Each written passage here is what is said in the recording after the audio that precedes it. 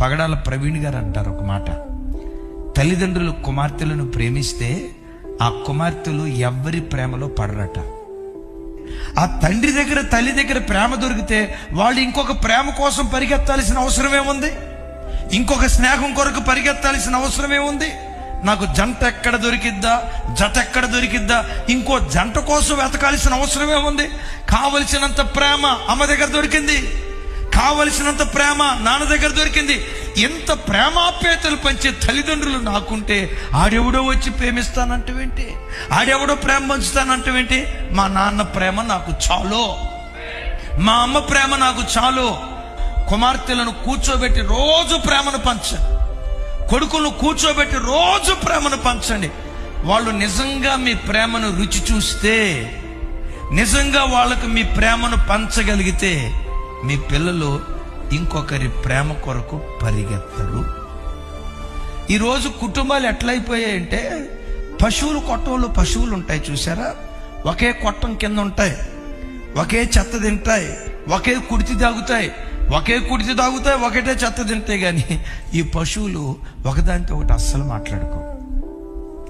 కొట్టంలో ఉన్న పశువులు ఎంతో, ఇంట్లో ఉన్న భార్య భర్తల పిల్లలు కూడా అంతే.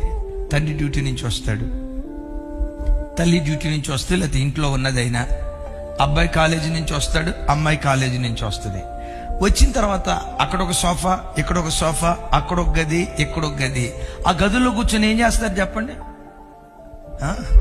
ఫోన్తో ఆడుకుంటూనే అవుతారు. కట్టుకున్న భార్య ఏం కావాలి, కట్టుకున్న భర్త ఏం కావాలి? నా భర్త సాయంత్రం ఇంటికి వస్తాడు, ఆయన ప్రేమను పొందుకోవాలి, దగ్గర కూర్చోవాలి, మా నాన్న ఇంట్లో ఉంటాడు, అమ్మా నాన్నల పక్కన కూర్చోవాలని రోజంతా ఎదురు చూసి పిల్లలు ఇంటికి వస్తే, ఆ ఫోన్ నీ కొడుకైతే నీ కొడుకేం కావాలి? ఆ ఫోన్ నీ కూతురు అయితే నీ కూతురేం కావాలి?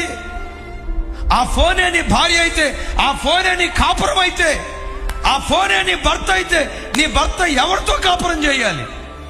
ఈరోజు కుటుంబాలు పతనమైపోయి అక్రమ సంబంధాలకు వెళ్ళటానికి, ప్రేమాద్వామాన్ని పరిగెత్తడానికి కారణం ఏంటో తెలుసా?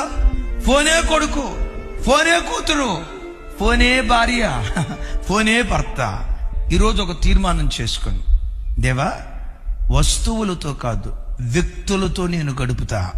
సోషల్ మీడియా దగ్గర నేను కూర్చొని ఇంటికి వచ్చిన తర్వాత, టీవీ దగ్గర కూర్చొని ఇంటికి వచ్చిన తర్వాత, టీవీ దగ్గర కూర్చోటం ఎందుకో? నా కడుపును పుట్టిన నా బిడ్డ ఉన్నాడు, నా బిడ్డతో గడుపుతా, నా కూతురుతో గడుపుతా, నా భార్యతో గడుపుతానని ప్రేమ ఆప్యాయతలకు నిలయమైన కుటుంబాలుగా మన కుటుంబాలను దేవుడు స్థిరపరచునుగాక.